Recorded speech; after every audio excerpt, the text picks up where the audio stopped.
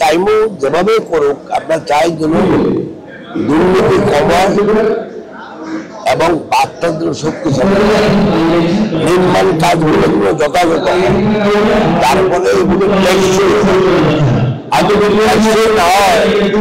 যত টাকাই খরচ করুক কয়েকদিন পরে আবার দেখবেন যে ভেঙে যাচ্ছে, সেটা আমরা চাই।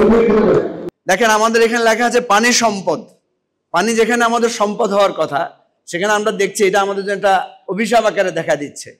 তো এই জায়গাগুলোতে আমাদেরকে সবাইকে আন্তরিকভাবে কাজ করতে হবে এবং আমাদের নদী যেটা আমাদের জন্য বিরাট অ্যাসেট, 3টা নদী আমাদের বারবার এসে আরো অনেকগুলো আছে, সেগুলোকে যাতে আমরা সম্পদে রূপান্তর করতে পারি। আমরা একটি সুষ্ঠু সুন্দর একটি কাজ চাই, যার মাধ্যমে এই এলাকার মানুষ উপকৃত হবে। কাজটা সেনাবাহিনী করবে না পাবলিক করবে, সেটা আপনাদের সিদ্ধান্তের বিষয়। বান্ডেল থাকলে প্রতি সেনমানিতে টাকা বাঁচবে। বিকাশ সেনমানি বান্ডেল কিনে জিতুন প্রতি লেনদেনে। আমরা চাই শতভাগ জবাবদিহিতা, যাতে এলাকার মানুষ এই অভিশাপ থেকে মুক্ত হয়। আর আমি এবং আমার দলের সকল নেতাকর্মী আপনাদের এই উদ্যোগে আমরা আপনাদের পাশে থেকে আমরা আপনাদেরকে সহযোগিতা করব।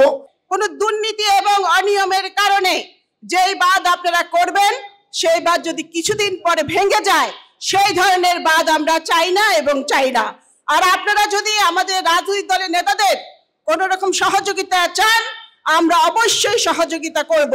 আর আজকে একটি কথা আমি এখানে উল্লেখ করতে চাই, সেটি হচ্ছে যে দীর্ঘদিন এখানে কোনো নিয়মের শাসন ছিল না, আইনের শাসন ছিল না, ছিল শুধু লুটেরাদের শাসন। আর সেই কারণেই বিভিন্ন খালগুলো দখল করে ভরাট করে সেখানে বাড়িঘর নির্মাণ করা হয়েছে, দোকানপাট নির্মাণ করা হয়েছে।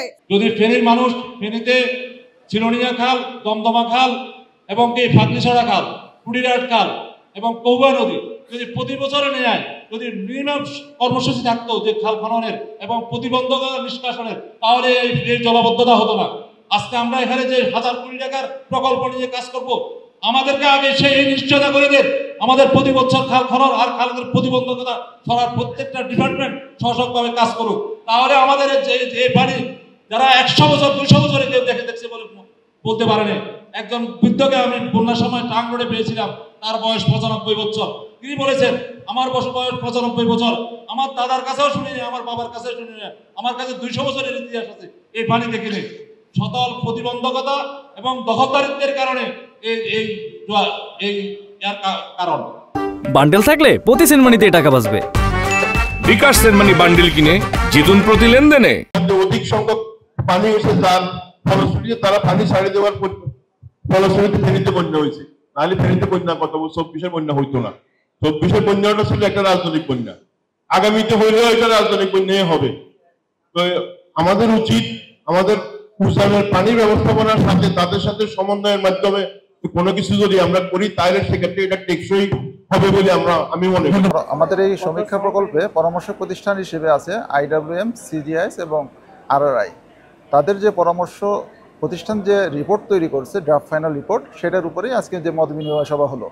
এই মত বিনিময় সভায় যে মতামত পাওয়া গেল, মৌখিকভাবে এবং লিখিতভাবে যে মতামত পাওয়া গেছে, সেই মতামতগুলোকে আমরা কমপ্লাই করব, করে চূড়ান্ত যে প্রতিবেদন তৈরি করা হবে সেখানে আমরা প্রতিফলন ঘটাবো।